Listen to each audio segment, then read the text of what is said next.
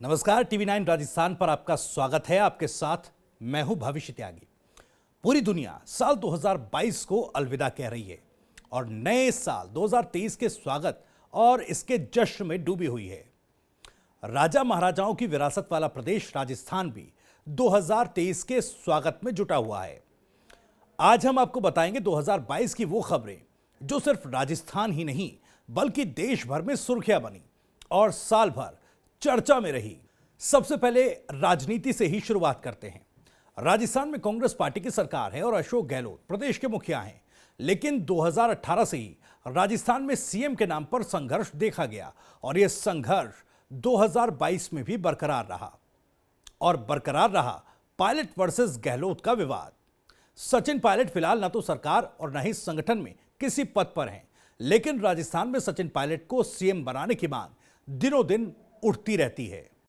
उधर सचिन पायलट सीएम कब बनेंगे ये सवाल भविष्य के गर्भ में है, लेकिन सचिन पायलट के एक बयान ने 2022 में प्रदेश की सियासत के साथ ही देश की राजनीति में भी भूचाल ला दिया था। पहले वो बयान सुनिए, फिर बताते हैं ये कब और क्यों हुआ। बढ़ाइयाँ करी, मैं समझता हूँ बड़ा दिलचस्प एक घटनाक्रम है, क्योंकि इसी प्रकार प्रधानमंत्री जी ने सदन के अंदर गुलाम नबी आज़ाद साहब की बढ़ाइयाँ करी थी और उसके बाद क्या घटनाक्रम पैदा हुआ हम सब ने देखा है।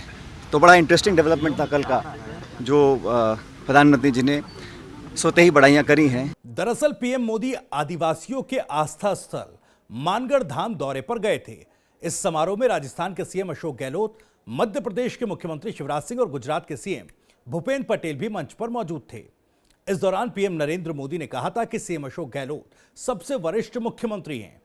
प्रधानमंत्री मोदी ने कहा था उन्हें गुजरात के मुख्यमंत्री रहते हुए गहलोत के साथ काम करने का मौका मिला।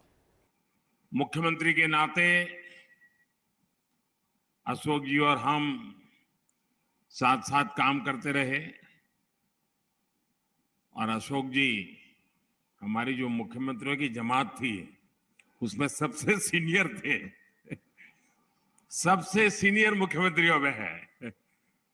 और अभी भी हम जो मंच में बैठे हैं उसमें भी अशोक जी सीनियर मुख्यमंत्रियों में से एक है।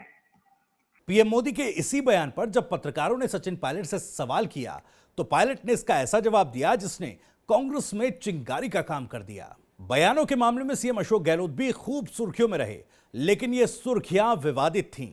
दरअसल सीएम गहलोत ने एक बयान दिया था कि निर्भया के दोषियों को फांसी मिलने के बाद से ही रेप पीड़ितों की हत्याएं बढ़ गई हैं।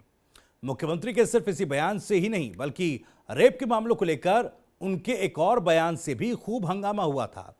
सीएम गहलोत ने अपने इस बयान में क्या कुछ कहा था वो भी सुनिए। रेप हो रहे हैं बच्चों के साथ में, और बच्चों में जब से कर दिया है कि भाई उसको फांसी सजा मिलेगी। अभय कांड जो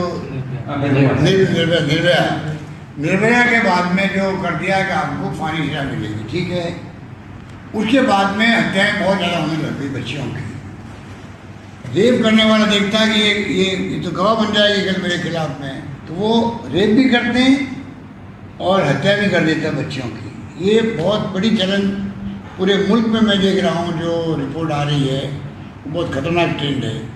तो मैं समझता हूँ कि तमाम बातें देश के अंदर जो हालात है वो एक लोकतंत्र के लिए बहुत बड़ा संकट का समय है। हमने ऐसा समय कभी नहीं। प्रदेश की सियासत में बयानों के बीच एक वक्त ऐसा भी आया जब प्रदेश के मुखिया अशोक गहलोत के राष्ट्रीय कांग्रेस अध्यक्ष बनने की संभावना प्रबल थी, लेकिन सवाल उठा अगर गहलोत दिल्ली जाएंगे तो राजस्थान की कमान कौन संभालेगा। अभी सीएम गहलोत ने अध्यक्ष पद के लिए पर्चा भरा भी नहीं था कि कांग्रेस आला कमान ने अपने 3 पर्यवेक्षकों को जयपुर भेज दिया। पर्यवेक्षकों को प्रदेश के नए सीएम को लेकर विधायकों से बैठक करनी थी। इसका समय भी तय हुआ, मगर पर्यवेक्षकों के साथ बैठक से पहले ही कई विधायकों ने, जिन्हें गहलोत गुट का भी कहा गया, उन्होंने मंत्री शांति धारीवाल के घर पहुंचकर पर्यवेक्षकों की बैठक को बायकॉट कर दिया। यहां फिर शुरू हुआ सचिन के सीएम न बनाए जाने का विवाद, जिसके लिए पायलट पर गद्दार होने तक के आरोप लगे। प्रदेश की गहलोत वर्सेस पायलट वाली सियासत का विवाद गुजरात और हिमाचल के चुनाव नतीजों से भी जुड़ा। हिमाचल में कांग्रेस की जीत और गुजरात में कांग्रेस को मिली करारी हार का ठीकरा राजस्थान के 2 नेताओं पर फूटा। दरअसल गुजरात में चुनाव को लेकर कांग्रेस ने साल भर पहले ही सीएम गहलोत के खासम खास रहे रघु शर्मा को प्रभारी बनाया था। CM Ashok Gehlot senior observer बनाए गए थे। वहीं सचिन पायलट हिमाचल प्रदेश में ऑब्जर्वर थे।